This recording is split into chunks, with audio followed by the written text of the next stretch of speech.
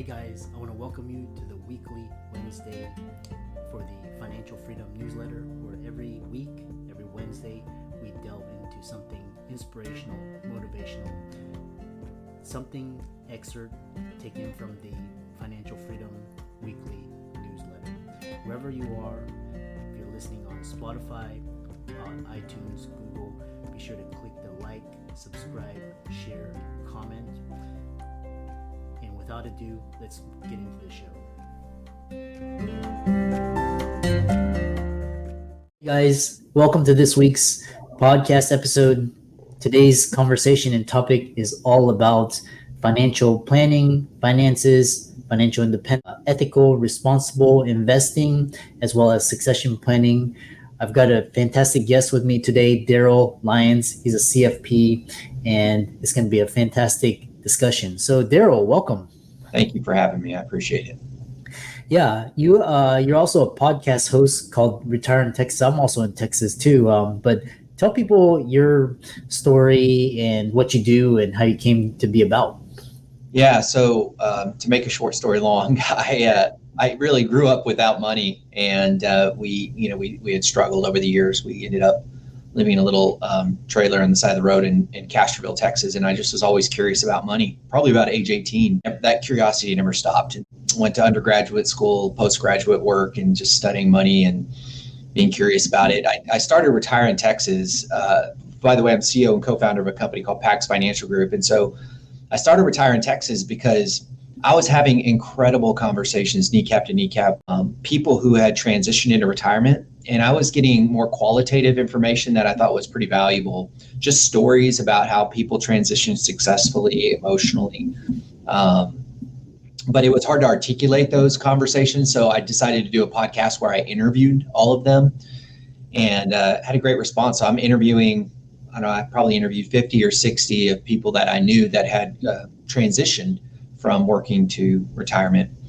And when I got through my I guess you would call it natural market, I didn't have any more people. I mean, I did, but it was sporadic. And then I started moving it to just individual market commentary, which has been a blast, just kind of giving people hope in the midst of the chaos that we hear in the marketplace, whether it's the debt ceiling or just political issues. I try to frame the markets in such a way that people can digest it in the context of their personal lives. So how does this affect me, whether rising interest rates or rising gas prices, how does this actually impact me? And I look at life, frankly, through a Christian worldview. I try to not to preach too much, but that's just the lens I look at things through.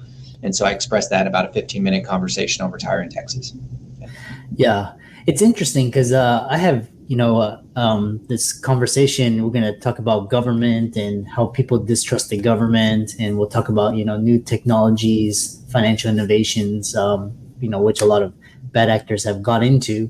But, real quick, kind of the basics is you were extremely interested in money, and you made this really, and I really love spiritual based investing because it's based on a lot of good values and principles. I think the world has really become immoral and corrupt, but it's good to have individuals such as yourself. So kind of talk about this idea of spiritual-based responsible investing, like values, how it can help you and your family, etc. Yeah, it's a good point. I don't have one in front of me, but here it is. So this will be coming out. This is my book that'll be coming out on that subject. I'll give you more information on that, but let me answer your question first, because the point is not to pitch a book. The point is, sorry, I didn't mean to come that way. I get excited because there is an appetite, something different in the investment marketplace, because when you invest in a company, you actually have ownership of a company, and ownership implies some type of responsibility. I own a small business, right? And so I'm one of 9 owners, so I have a certain responsibility.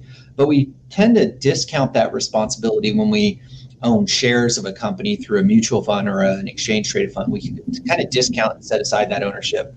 But what we've seen in the marketplace is that it does matter. And for the last several years, there's been a growing corporate shift to an area called ESG. The ESG has taken on, rather than, the name is environment, social governance. So at first glance, you might think that it has good intentions, but there has been some hijacking of that to push through some agendas that may actually be antithetical to the shareholders' worldview. Does that make sense? Like, it's happening, and I actually see it a lot because I'm very much engaged with Wall Street. I have conversations with the big BlackRocks and the Vanguards on a very intimate level with some of their executive teams. So I've known what's been going on over the last several years, but there comes a time where you say, enough's enough, and how can we collectively pool our assets together in such a way that we can raise our hand and say we disagree with what you're doing. And it does take a concerted effort. And I think there's been a collective voice that's been happening and some resistance. And so I play a small role of putting a pebble in the shoe of some of the asset managers we work with to have them second guess their agenda, which they believe to be true, that there's another different opinion out there. And we believe in diversity of opinion. And so we want to make sure that we kind of help another group of people that have a lot of influence in the marketplace think before they act. And we're seeing this have a lot of success. So when people invest with us, we do traditional like retirement planning like everyone else, but somebody might come to us and we might say, do you find that values investing is important to you? And if they do, then we will open up a framework of different investment solutions that might work for them. If not, then we've got the normal secular stuff. And then what we also find that's very interesting is that some of the asset managers that work in the values-based investing, they do something called proxy voting, where they will actually vote on behalf of their shareholders, because shareholders get these proxy votes and they throw them away.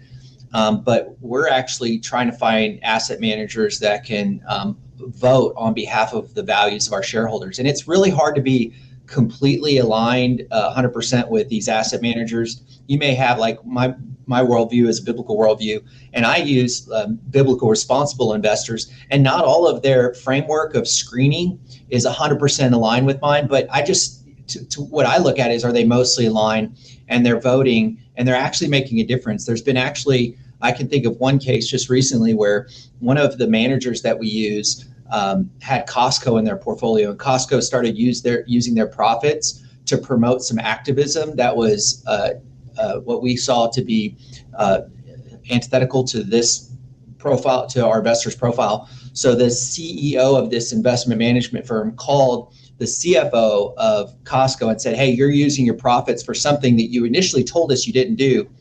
The CFO said, wait a minute, is that true? And found out it was a rogue branch of Costco, I think in Georgia, that was doing something that they shouldn't have been doing. And so they stopped that.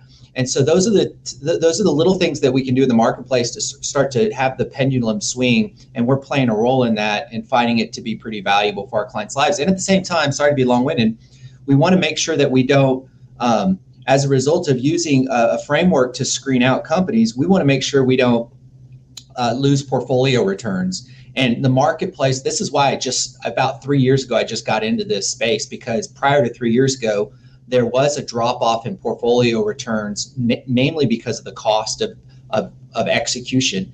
Because of technology, even AI, the cost of executing these types of features has been minimized. And so we're not seeing that drop off in performance, and research is testifying to that. So sorry to be long-winded, but it's obviously a passion place for me. Yeah, it's quite interesting, this whole ESG thing, and just, climate change. Here in Texas, we had a really bad drought, and, it's September and it's still 90 degrees. One question I have is with, CFP and spiritual-based investing, you have this, but, one thing is, how do you reconcile spiritual-based investing with what's going on Wall Street, with the government, where taxes are going to waste, and then, pretty much the U.S. system is broke and just keeps borrowing, and there's so much greed. Is that just headlines, or is that really happening, or, what are you seeing? Well, there's no doubt, our government spending more than they're making. And I think it's incumbent upon us as Americans to take inventory of our own habits. we aren't that good at saving. We aren't that good at taking care of our health. And as a byproduct of not really, and not everyone's this way, right? But many of us are. And so as a result, the government has tried to fill that void of both healthcare and future investments and future pensions, which is Social Security. So we look at the two items on the balance sheet or the income statement of United States, and it's Social Security, Medicare. Those are the two major issues that we're dealing with. Military is maybe third, but those two, Medicare and Social Security, are the big ones.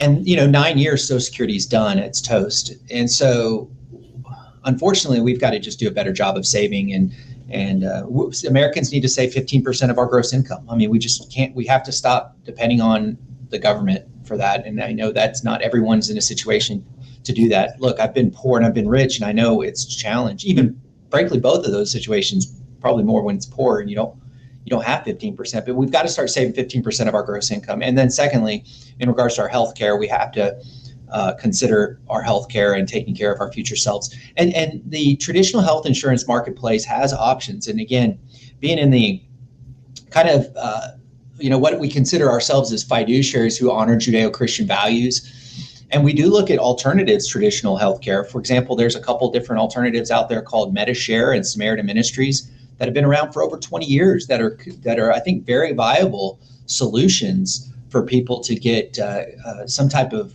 quasi coverage. I've used it and I feel very comfortable with it. So there is, I think, at the end of the day, there is too much dependence on a government that is extremely flawed. And the only thing that we can do is control what we control. And I think it's incumbent upon us to think of our future selves a little differently. Yeah. I love that. Basically, people taking responsibility. It starts with good habits, just basically saving, honesty, integrity, taking care of yourself, spending less than you make, exercising, working out, these types of things, follow through what you say you're going to do. I think we steered far away from just, basic. This question is, one thing is talking about is, what is pivot retirement planning and why is it different? Yeah, good question. So pivot, the idea is sitting down with all these people over the years, which are great people that were transitioning in retirement. If you look up the definition of retirement, it's the disposition of an asset over its useful life. The disposition of an asset over its useful life. And so I thought about that. I was like, okay, well, I don't want my clients, my community to have a life that's no longer useful. So how can we pivot? In fact, a client said, I'm not going to retire, I'm going to pivot. And so I took it from them. And I haven't stopped using it. All my office uses it, my community uses it, my clients. And pivoting means we're pivoting into a chapter that's just different. When you retire, if you think about somebody who retires, there's like a 40%, I think Harvard did this study, you can double check me on this, 40% probability that you'll have a heart attack, increase in probability you'll have a heart attack 1 year after you retire. And so how do you transition, how do you pivot in such a way? And they asked a group of 9-year-old women, if you could do anything different in life, what would you do different? And they said they do 3 things. They would stop and smell the roses, they would take more risk, and they would do something that would outlive them. And so rather than having a life of maybe Fox News and flower beds that you just kind of sit around, what can you do that has a material impact? You've got wisdom, you've got time, and maybe you've got a little money. And so I think it's incumbent upon us to start pivoting rather than retiring. And I think we'll all have a better life accordingly. And a lot of people, there's a whole generation of people that didn't receive the mentoring and the fathering that they needed. And then there's an aging population, a silver tsunami of people that have the resources, the time and energy. And if they could just find a way to reach down and help those people, I think our country will be in a much better place. But it doesn't happen if we retire. It only happens if we pivot. Yeah, I love that. And things talking about is this idea of, you talk about this idea of behavioral finance. Well, what is that? Yeah, behavioral finance is kind of the foundational piece of how we operate at our organization. So it's a collision of neuroscience, psychology, and traditional finance, which it sounds like a lot, but when it comes down to it, it's for us, it's making sure that we have some type of framework and system when we're sitting down with the client kneecap to kneecap, that we understand their priorities, their goals and values, not only the what we would say the money nerd in the family, but also what we might also say the non-CFO spouse, the one that doesn't like to talk about money. We want to grab from them the very heart of what it means to be thinking about money. For example, I've sat down with somebody and said, what's most important to you? And it's actually a very structured, organized way to ask questions. But what's most important to you? And I remember a spouse saying, well, I want to leave a legacy to my family because, we didn't have anything when my parents died, and I was without. I mean, I had to climb out of a hole, and that's so important that I capture that and memorialize that. Sometimes it's even a surprise to the spouse who's been married 20 or 30 years that was that important to her. So it's taking inventory of those values and priorities and then aligning it with the money decision. So now every decision that they make, maybe not every decision, but the material money decisions they make, I have to make sure it's my responsibility as their guide to make sure that the money decisions they make align with that priorities. And there's not a disconnect or cognitive distance between those two things. And so that's really the very essence of behavioral finance, is matching values and priorities and goals with money decisions and keeping those things aligned. Not just doing it in one transactional sense and doing a little paper exercise, but making sure that everything you do along the journey of life is consistent. We don't have inconsistency between, if we think about inconsistency of our words and our behaviors, but there's a lot of inconsistencies between our behaviors and our money, and I try to align those things up a little bit better. And it's through the process of, it's an academic process rooted in Daniel Kahneman's work, Thinking Fast and Slow, but it's behavioral finance. Yeah, I think one of the recent Nobel Prizes in economics were in behavioral finances and really talking about markets. Really fascinating. I've always interested in reading about these guys. The other thing is you talk about Giving Challenge and being on the Ramsey Advisory Council. What is that? Yeah, so I used to work closely with Dave Ramsey. He had an advisory council. Yeah, Dave Ramsey's a financial guru out of Nashville. I'm assuming that. I mean, not everybody knows about him. I believe it or not. It's funny when I talk to my friends on Wall Street, they don't know Dave Ramsey. They probably should. He's influenced more people with their money than any financial person. But I really enjoyed Dave for many years, and he is a very sincere guy. And I worked on his advisory council and helped him just wrestle with some business decisions over the years. And it was just an honor and a pleasure to be a part of that council. And so, frankly, Dave was a good tailwind. He was the catalyst for our success as an organization at our company, PAX Financial Group. I don't really connect with his team that often anymore, just kind of went in a different direction, but very amicable and very respectful of what they've done and they continue to do. So that's the Ramsey. What was the other one that you asked about? The other thing that we were talking about was this idea is Giving Challenge, and you also started a ministry in Moldova. Talk about that. Oh, goodness, gosh. Yeah, so the Giving Challenge is every year we take inventory of our so I'll mention this in the Giving Challenge real quick. Every year we take inventory of our business, and if we have something that we have a methodology that we do this. But we basically say, hey, did we have more profit than we thought? And if so, then we give a portion of those profits to nonprofits in our community, and we have our team select those nonprofits. And it's a fun way. We actually do a production of it. They're on YouTube. You can check them out, the Giving Challenge. But a couple things that happened on the Giving Challenge, we videotaped 2 of them. And I say videotape, YouTube, whatever you call it now, but we've produced two videos, and those are online. You can check those out, and there's a lot of fun. And then the ministry in Moldova. So there's this guy who played for the San Antonio Spurs. He's a Hall of Famer. His name's David Robinson, and him and I connected with a guy in Moldova, which is Eastern Europe and Ukraine. They have ministries in Ukraine and Moldova. Kind of drifts into Romania sometimes, but mainly Moldova. And they get kids off the streets onto the basketball courts and teach them about life and Jesus and leadership. And it's growing up over there. And so what we had to do when we connected with them overseas, because there was a real need and starvation and a hole of hope over there, because it's former communist culture and concrete buildings and not a lot of hope. So when we were able to just invest a little time and resources and money over there, it's blossomed and it's become competitive basketball, and it's creating some incredible leaders. And it's actually giving a lot of hope. In fact, I was talking to a guy this morning that's running part of the ministry in Ukraine. He's got 5 kids. He's a coach in Ukraine, a former professional basketball player, and he refuses to leave Ukraine. I mean, and his family's there because of the kids that he coaches. And man, it gives me goosebumps on my goosebumps, because that's real commitment to the lives of others. And so what can I do over here to help support those individuals? I can write them a check and I can cheer them on, but they're doing a lot of the hard work. And so it's called the Admirals Basketball Academy. Really proud of the way they've stepped up given the environment in Ukraine. Yeah, I love that. And we're coming to the close of the conversation, which I really enjoyed talking with you about. Before we close it out, one question I love to ask, I'm very curious, is, have clients come to you asking questions about digital assets? I hate using the word cryptocurrency because it's has such a negative connotation, and it's like filled with so many bad actors and just criminals. And so my question is, have people come to you asking about digital assets, and what are your thoughts on the space?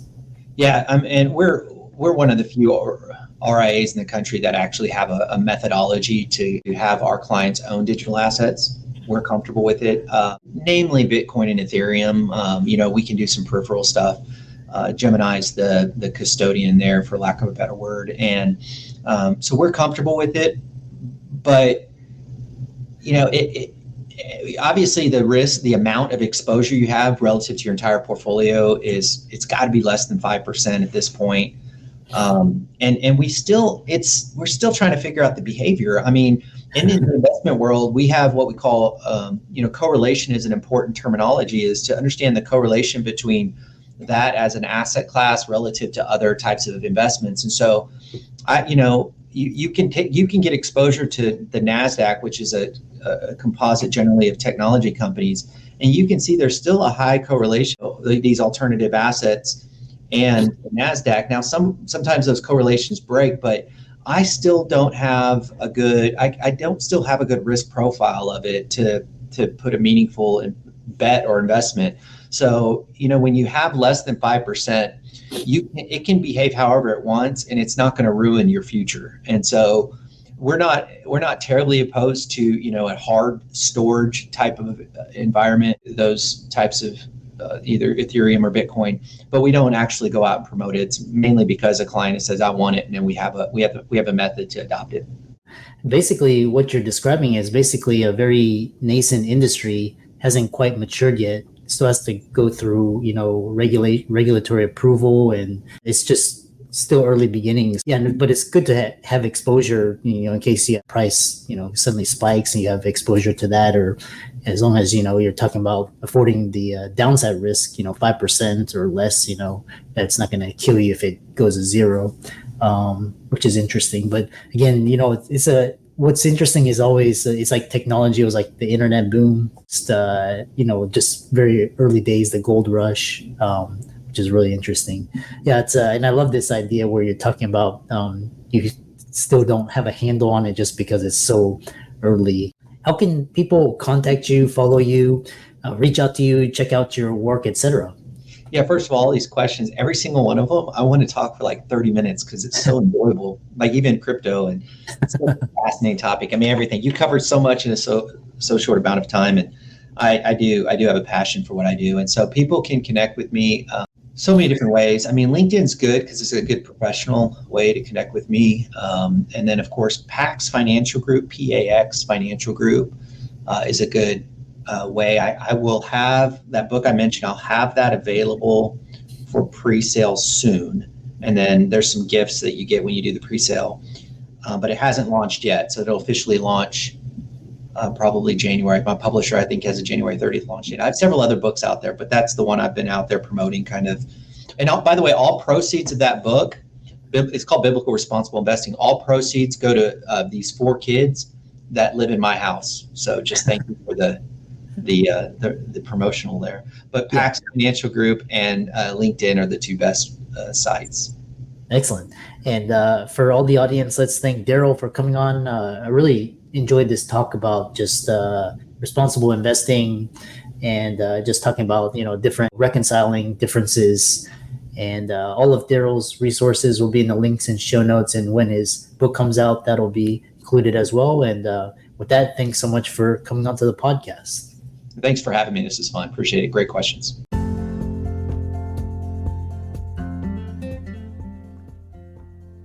I hope you really enjoyed that wonderful, inspirational, motivational piece. Again, wherever you are listening, if you liked it, be sure to like, comment, share, subscribe. We're on everywhere: Spotify, iTunes, Google, Amazon, Audible. And without much ado, be sure to thank this show's sponsors, and we'll see you next week.